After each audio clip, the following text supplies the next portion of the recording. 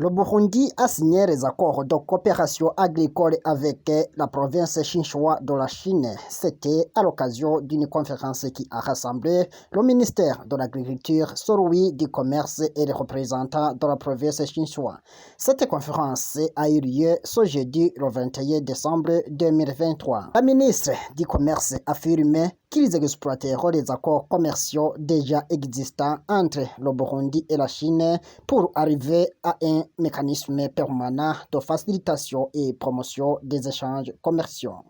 Chose qui est possible si l'engagement politique et commercial y est, car l'un des obstacles à la promotion des échanges commerciaux réside dans les barrières tarifaires et les barrières non tarifaires. Pour faire face à cela, nous exploiterons les accords commerciaux déjà existants entre le Burundi et la Chine. Et bien sûr, nous arriverons à un mécanisme permanent de facilitation et de promotion des échanges commerciaux entre nos deux pays. Le Burundi regorge d'avantages comparatifs pour le développement des chaînes de valeur agricole pouvant faire partie des échanges commerciaux entre la Chine en général et la province de Sichuan en particulier et le Burundi. À part les cultures exportables classiques dont le thé et le café, je propose qu'à partir de cette visite, on puisse explorer également la filière des fruits et légumes ainsi que celle des fleurs. Le gouvernement du Burundi vient de se doter d'un terminal frigorifique à l'aéroport international Melchior Ndadaye pour les produits périssables dont les fruits et légumes, ce qui prouve bien sûr que le Burundi s'apprête à diversifier son offre exportable. Je suis hyper convaincu que suite à cette conférence, nous sommes prêts à explorer les filières fruits et légumes. Et je souhaite également voir le jumelage entre la province de Sichuan et les provinces des hautes montagnes du Burundi. L'ambassadrice de la Chine au Burundi fait savoir que l'objectif de cette conférence est de concrétiser une série de consensus convenus lors de la visite du chef d'État burundais en Chine. La Chine et le Burundi sont tous les deux pays agricoles traditionnels. Avec la clairvoyance des dirigeants de nos deux pays et grâce aux efforts conjugués, la coopération agricole a enregistré des résultats fructueux. Et la province du Sichuan, réputée pour être grenier de la Chine, était la première étape de la visite en Chine du président Ndai Xinye, qui a souligné que la similarité vis-à-vis des conditions climatiques et géographiques entre le Burundi et la province du Sichuan témoigne d'une grande potentialité de coopération agricole. Je suis convaincue que la conférence d'aujourd'hui aidera les deux parties à partager leur expérience et surtout à discuter des intentions de coopération au futur, pour que les consensus des deux chefs d'État aboutissent aux résultats concrets.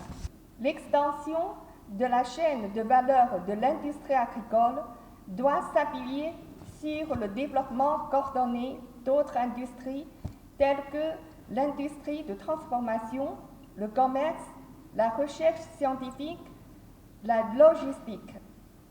De même, l'approfondissement de la coopération agricole met en avant la montée en gamme de cette coopération bilatérale. C'est pourquoi agriculture et économie ainsi que commerce sont des points clés autant importants pour cette conférence.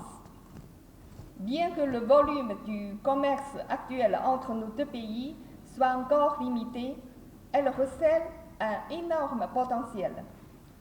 Ces dernières années, les exportations du thé du Burundi vers la Chine ont connu une croissance rapide et le Burundi est devenu le premier exportateur africain de thé vers la Chine. Or, je suis convaincue que le volume du commerce bilatéral ne devait jamais s'y limiter. Depuis mars de cette année, la Chine a mis en vigueur des importations sans droit de douane pour 98% des produits originels du Burundi, offrant ainsi un environnement plus favorable au développement du commerce bilatéral. Nous espérons que les hommes d'affaires des deux pays profiteront de cette opportunité pour renforcer les échanges et se développer ensemble. Le ministre de l'Agriculture, Prosper Dodiko, précise les types de documents signés et les avantages de ces accords. Nous avons eu 3 documents signés. Le premier document, c'était le document de collaboration générale entre notre ministère et la province de Sichuan. Et le deuxième document, c'était signé entre l'Institut de recherche agronomique du Burundi, ISABU, avec l'Académie des sciences agronomiques de la province de Sichuan pour développer la recherche. Et troisième document, c'est le document qui a été signé entre l'Institut de sciences agronomiques du Burundi, ISABU, et une société sémencière.